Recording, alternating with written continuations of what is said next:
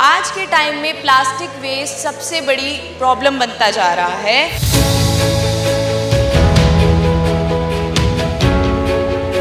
इन्होंने ऐसी टेक्नोलॉजी ईजाद की है जो प्लास्टिक वेस्ट से हमारी पोल्यूशन, ट्रैफिक और वेस्ट हैंडलिंग की प्रॉब्लम्स को एक साथ सॉल्व कर सकती है।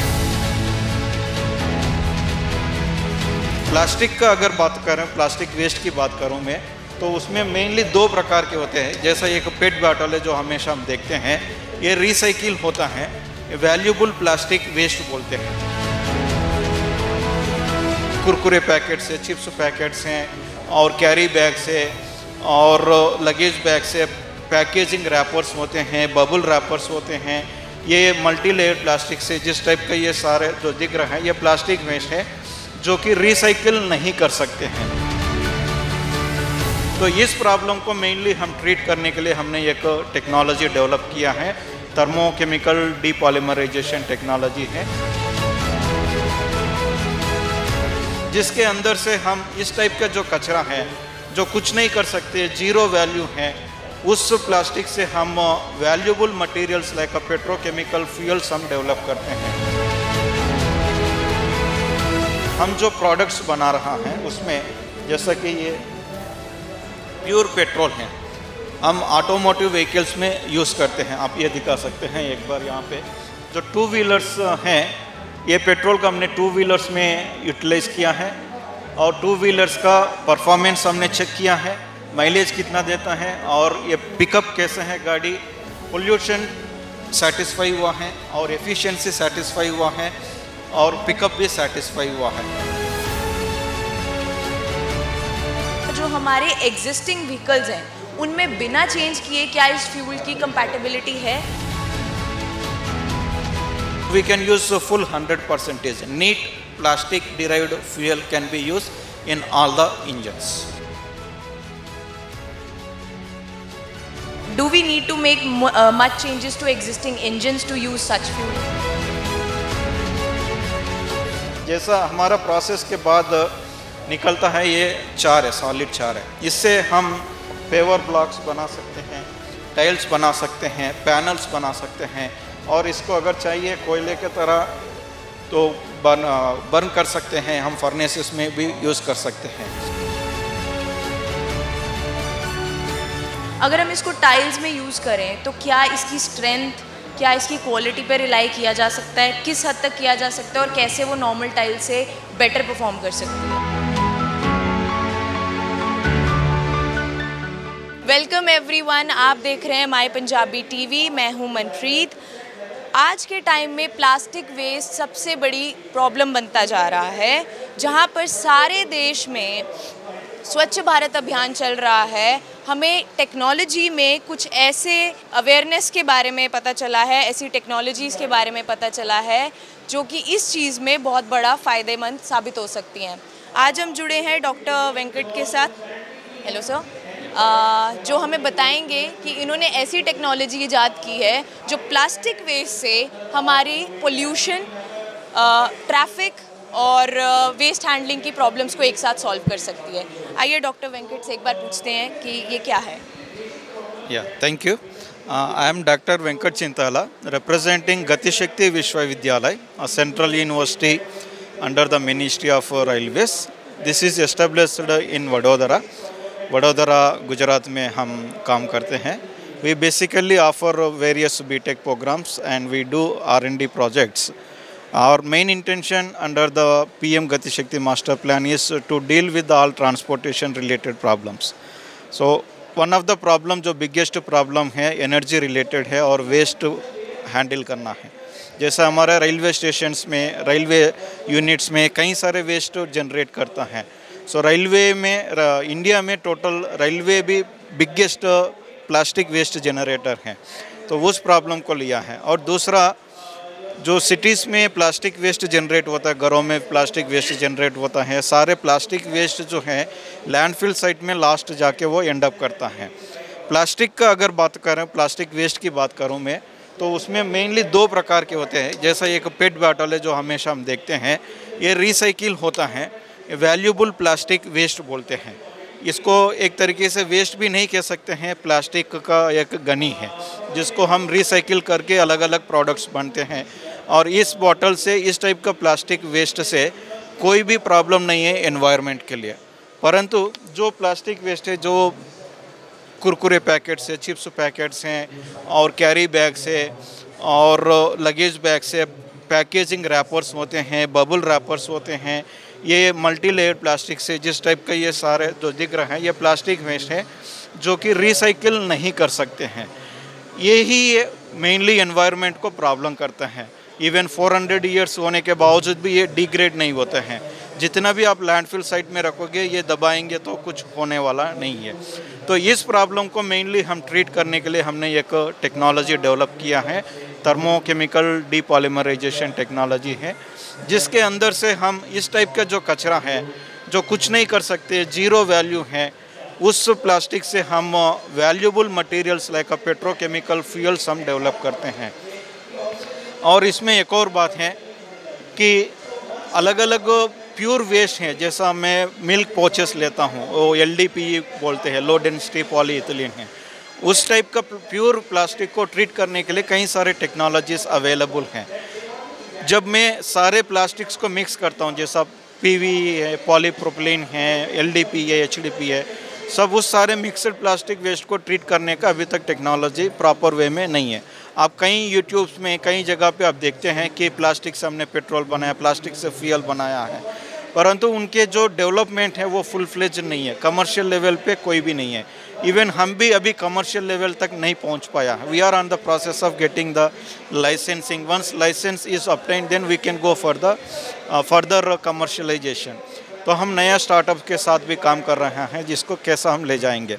उससे पहले मैं प्रोडक्ट्स को दिखाना चाहते हैं। डॉक्टर, जैसे कि आपने बताया कि you are actually turning waste into gold, तो पहले तो हम ये समझने की कोशिश करेंगे कि how it can solve our waste problem and how it can solve our agenda, जिससे हमें फ्यूल शॉर्टेज आना, प्राइसेस ऊपर जाना, जो आम जनता को प्रॉब्लम्स फेस होती हैं नॉर्मल पेट्रोल पंप्स पे, रेट्स को लेकर इतनी प्रॉब्लम आती है, हमारा जो इंपोर्ट्स और एक्सपोर्ट्स में मेन जो इंडस्ट्रियल मैन्युफैक्चरिंग है, उन सब में इस चीज़ का क्या इम्पैक्ट पड़ेगा?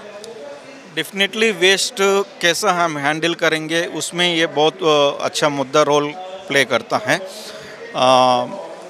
डोर टू डोर कलेक्शन अभी हर सिटी में होता है। वहाँ पे भी जो डोर कलेक्शन करने वाला है municipal person, they take out the original costly plastics and other kinds of valuable items, metal items, वो जो भी है, रबर आइटम्स, पर जो उनके काम के नहीं है वो छोड़ देता है। वो फाइनली जाके लैंडफिल में करता है, म्युनिसिपैलिटी है। तो उस वेस्ट को हम डायरेक्टली डील कर रहे हैं। तो ये अच्छे से लैंडफिल वेस्ट का जो ट्रीटमेंट है, अच्छे से उस टारगेट को, स्वच्छ भारत टारगेट को फुलफ़िल करता है। और दूसरा, हम जो प्रोडक्ट्स बना रहा है उसमें, जैसा कि ये प्योर पेट्रोल है, हम ऑटोमोटिव व्हीकल्स में यूज़ करते हैं। आप ये दिखा सकते हैं एक बार यहाँ पे, जो 2 व्हीलर्स हैं, ये पेट्रोल का हमने 2 व्हीलर्स में यूटिलाइज़ किया है।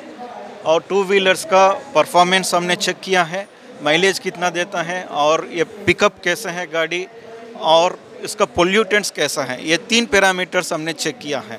पोल्यूटेंट्स जो कन्वेंशनल भारत स्टेज 6 फ्यूल्स जो पेट्रोल आउटलेट्स में मिलते हैं, उस पेट्रोल के साथ हमारा कंपेरेबल है। पोल्यूशन सेटिस्फाई हुआ है और एफिशिएंसी सेटिस्फाई हुआ है और पिकअप भी सेटिस्फाई हुआ है। इसको हम आगे और बढ़ाना चाहते हैं, 4 व्हीलर्स में भी अप्लाई करना चाहते हैं। कोई भी प्रोडक्ट मार्केट में लॉन्च होने से पहले उसके कई सारे नॉर्म्स फुलफ़िल करना पड़ता है, सर्टिफिकेशन लेना पड़ता है, लाइसेंसिंग लेना पड़ता है। We are in this process. If we get all this licensing, then we want to translate this technology or transfer this technology to the new startups or industry investors, so that this can be transferred to the society, which can be impacted on environment part and the economic parts. आपने जैसा अच्छा एक question पूछा था कि pricing बार बार revise होता रहता है तो सोसाइटी को तकलीफ़ होता है। तो अगर हम इस पेट्रोल को, जो प्लास्टिक वेस्ट बहुत सारे मिल रहा है, हर अर्बन सिटी में लैंडफिल साइट्स पहाड़ों बन रहा है, दिल्ली से लेके अहमदाबाद, हर सिटी, कोलकाता में। तो बायो माइनिंग प्रोजेक्ट्स हर जगह चल रहा है। जो करेंटली बायो माइनिंग प्रोजेक्ट से जो RDF निकलता है, रिफ्यूज डिराइव्ड फ्यूल, तो उसको सीमेंट इंडस्ट्रीज में, क्लिंट्स में जला रहा है। So my appeal is instead of using directly RDF into the cement industries, उस RDF में से भी, उस कचरे में से भी जो भी वैल्यूबल प्रोडक्ट्स है उसको निकाल के फिर उसके बाद जो बचता है उसको हम अलग अलग एप्लीकेशंस में यूज़ कर सकते हैं। जैसा हमारा प्रोसेस के बाद निकलता है, ये चार है, सॉलिड चार है। इससे हम पेवर ब्लॉक्स बना सकते हैं, टाइल्स बना सकते हैं, पैनल्स बना सकते हैं, और इसको अगर चाहिए कोयले के तरह तो बर्न कर सकते हैं, हम फर्नेसेस में भी यूज़ कर सकते हैं। ये जैसा मैंने ये बोला, पेट्रोल हाई एंड एप्लीकेशंस के लिए, ऑटोमोटिव व्हीकल्स के लिए। इसके अलावा हमारे जो इंडस्ट्री में है, हीटिंग एप्लीकेशंस का बहुत सारे हैं, जो कि फर्नेस ऑयल यूज़ होता है, HFL यूज़ होता है, LDO यूज़ होता है, वहाँ पे ये रॉ ऑयल को यूज़ कर सकते हैं। ये रॉ ऑयल है, हम डायरेक्टली प्लास्टिक से निकाला हुआ है, ह्यूज क्वांटिटी में यूज़ किया जाता है। अगर छोटा सा भी मैं इंडस्ट्री लेता हूँ तो पर डे मिनिमम 500 लीटर वो यूज़ करते हैं, तो इसका नीड बहुत ज़्यादा है। तो अभी कमर्शियली इसको हम फ़िलहाल हम इस पर कमर्शलाइजेशन करना चाहते हैं, जो कि इन्वेस्टर के लिए भी लाभदायक होगा और हमारे लिए भी प्रोडक्शन कास्ट कम होगा। ये इकोनॉमी को एकदम यू टर्न में चेंज करने का अपॉर्चुनिटीज़ हैं।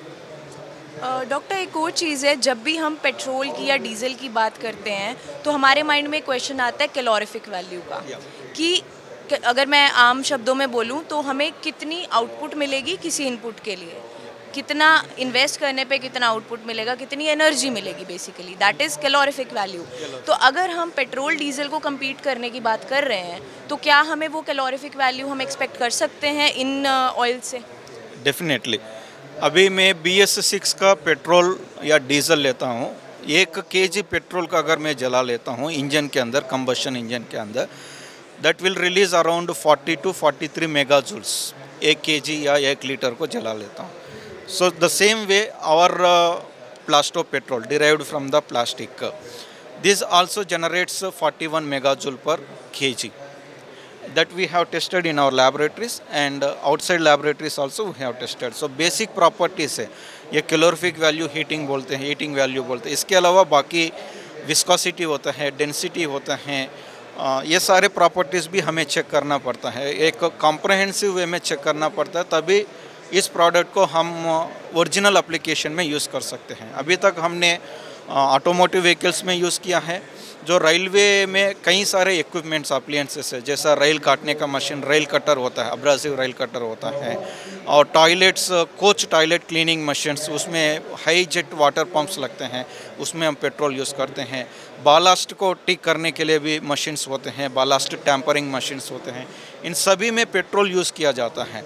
तो ये सारे रेलवे अप्लायंसेस में हमने इस प्लास्टो पेट्रोल को हम चेक किया है हमारे रेलवे डिवीज़न के अंदर, तो इसको हम रेलवे एप्लीकेशन में यूज़ कर सकते हैं। इसके अलावा डोमेस्टिक एप्लीकेशन से, जैसा रूरल में जाएंगे तो वहाँ पे केरोसिन स्टोव यूज़ करते हैं, केरोसिन प्रेशर स्टोव यूज़ करते हैं, विक स्टोव यूज़ कर सकते हैं।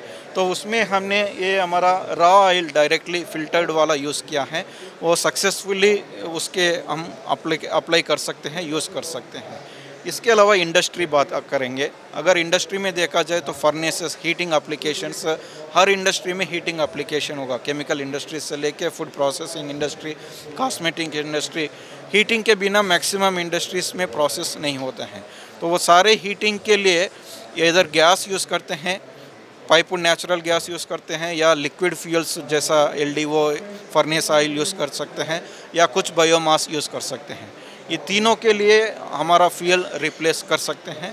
सो इंडस्ट्री का sector, industrial sector, domestic sector और हमारा railway transportation sector, all sectors में हम इस फ्यूल को एक गेम चेंजर के तरह के हम यूज़ कर सकते हैं। डॉक्टर, ये बहुत इंपॉर्टेंट चीज़ बताई आपने। अब इसके साथ एक इम्पॉर्टेंट क्वेश्चन ये भी जुड़ जाता है कि हमारी मार्केट में अभी इलेक्ट्रिक व्हीकल्स आने शुरू हो गए हैं, और सारे लोगों का फोकस, हर मैन्युफैक्चरिंग इंडस्ट्री का फोकस जा रहा है धीरे धीरे इलेक्ट्रिक व्हीकल्स की तरफ। तो पहला ये रहेगा सवाल मेरा कि हम कैसे उस चीज़ को compete करेंगे अगर हम फ्यूल पर ही रखना चाहते हैं, और दूसरा जो हमारे एग्जिस्टिंग व्हीकल्स हैं उनमें बिना चेंज किए क्या इस फ्यूल की कंपैटिबिलिटी है इंजन में चेंजेस किए बिना, ताकि कंज्यूमर बेस और मैन्युफैक्चरिंग इंडस्ट्रीज़ दोनों को ही अपने डिज़ाइंस में R&D में ज़्यादा इन्वेस्ट ना करना पड़े दोबारा। आपने अच्छा 2 क्वेश्चंस पूछा है। एक तो इलेक्ट्रिक व्हीकल का सेगमेंट है, वो ट्रांसपोर्टेशन में जो यूज़ होता है, डेफिनेटली हम उसके साथ कोई कम्पीट नहीं करना चाहते हैं, और उस जो ऑलमोस्ट डिस्कशन मोड में है ये vehicles, whether it can take the fleet enter capture the Indian market और not as per the situations, and what is the power source for the e vehicles, electric power source, all those are still under discussion. Still उसमें हम जाना नहीं चाहते हैं। हमारा main focus है जो लार्ज क्वांटिटी में पेट्रोल फ्यूल यूज़ होता है, ट्रांसपोर्टेशन के अलावा एग्रीकल्चर सेक्टर अगर लूँ मैं, ट्रैक्टर चलने के लिए उसमें फ्यूल चाहिए, किसान का पंप सेट से चलाने के लिए फ्यूल चाहिए, अगर बाहर रोड में जाऊँ गन्ने घिसने वाला, गन्ने जूस देने वाला है, वो भी डीजल इंजन यूज़ कर सकता है, और डीजल जनरेटर सेट्स हैं, पेट्रोल जनरेटर सेट है, हर शॉपिंग मॉल में, सर्विस सेक्टर में, हॉस्पिटल में कई जगह है जो इंजन्स यूज़ करते हैं, इंटरनल कंबशंस यूज़ कर सकते हैं। तो हम ये बिल्कुल नहीं कह सकते हैं कि इंटरनल कंबशन इंजन्स पूरे मार्केट से वाइप आउट होगा, भले वो ट्रांसपोर्टेशन सेक्टर में, ऑटोमोटिव सेक्टर में, मेनली ऑटोमोटिव सेक्टर में ये व्हीकल्स आ रहा है, पर हेवी व्हीकल्स जैसा प्लेटफॉर्म व्हीकल्स हैं, हेवी मास को ट्रांसपोर्ट करने वाला है, वहाँ पे अभी इलेक्ट्रिक व्हीकल का इंट्रोडक्शन अभी नहीं हुआ है। तो इस IC engine segment still it captures, ये व्हीकल का कहीं 2 डिकेड्स हम सुनते आ रहा है, तो अभी भी कैप्चर नहीं हुआ, हर मार्केट में वो नहीं हो पाएगा। That is my perspective, may be in different view. So definitely our fuel will cater the needs of other sectors like agriculture sector, power generation sector or service sectors. ठीक है, right. Second question is related to the petrol fuel quality. That definitely it caters. R&D is almost done. Endurance test we need to perform. Once endurance tests are being performed, then we'll go for the licensing. And so, do we need to make much changes to existing engines to use such fuel? Right. Existing petrol engine, existing diesel engine, mainly हम SI engines and CI engines बोलते हैं technically, तो उस engine में कोई भी change करने का ज़रूरत नहीं है। अभी एग्जिस्टिंग हमारा पेट्रोल व्हीकल्स है, 2 व्हीलर्स है, उसमें simply we changed the fuel line system and we kept our blast of petrol and we utilized. There is no change in the engine configuration or any kind of fuel line system or engine system में कोई भी change नहीं कर सकते. Directly we can use, and we can use 100% our fuel, not in blended mode like ethanol, methanol वो blend करते हैं 10%, 5%. So we can use full 100%. Neat plastic derived fuel can be used in all the engines. And doctor, एक बार आपने ये चीज़ भी बताई थी कि हम लोग इनसे कार्बन जो ये 4 निकलता है, इससे हम लोग टाइल्स बना सकते हैं, फैब्रिकेट कर सकते हैं, डायरेक्ट जलाने के लिए यूज़ कर सकते हैं। अगर हम इसको टाइल्स में यूज़ करें तो क्या इसकी स्ट्रेंथ, क्या इसकी क्वालिटी पर रिलाई किया जा सकता है, किस हद तक किया जा सकता है, और कैसे वो नॉर्मल टाइल से बेटर परफॉर्म कर सकती है? Yeah, definitely we perform these tiles which are made with the plastic char are far better than the other conventional tiles in terms of strength, compressive strength और इसका resistive strength है, water absorption capacity है, ये सारे में ये अच्छा perform करता है। और हमारा लेबोरेटरी में GSV के अंदर उसमें हमने CTM पे अलग अलग UTM पे टेस्ट किया है, अच्छा परफॉर्म करता है। Only this is as it is being made with the polymers, so there are problems with fire, where conventional tiles which are made with the cement, which are made with the normal रेती से बनता है, उसमें कोई fire का problem नहीं होगा, उसमें अलग प्रॉब्लम्स है। Recently just morning itself one industry person came and then he was asking, अगर आपका टाइल को मेरा इंडस्ट्री में मैं नीचे लगाता हूँ जहाँ पे 50 टन्स का लोड आता है फ्रीक्वेंटली, क्या आपका टाइल वो उसमें विथस्टैंड करेगा? So definitely we said that it will withstand. We tested about 5000 kN machine and it is giving the good results. That's really nice.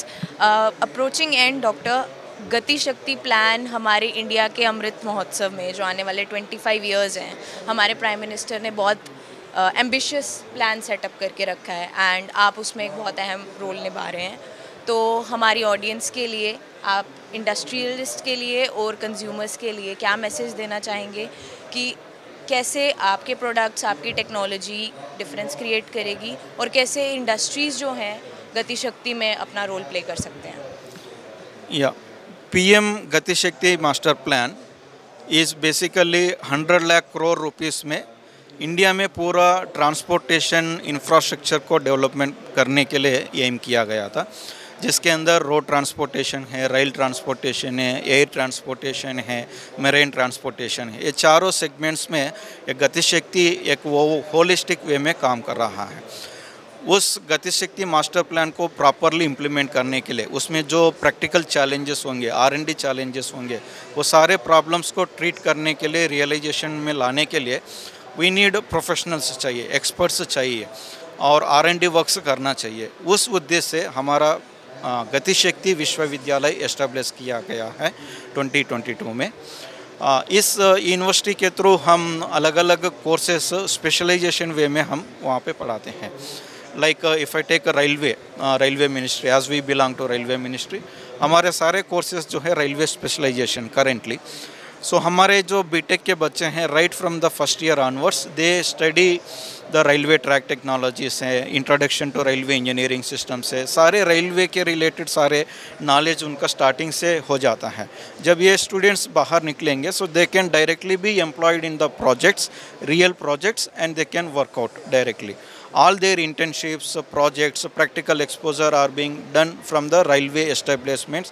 Railway जो big players है, L&T है, Siemens है, Alstom है, कई सारे जो railway players है, उनके इंडस्ट्रीज़ में, उनके साइट्स में हमारे स्टूडेंट्स प्रोजेक्ट्स करते हैं.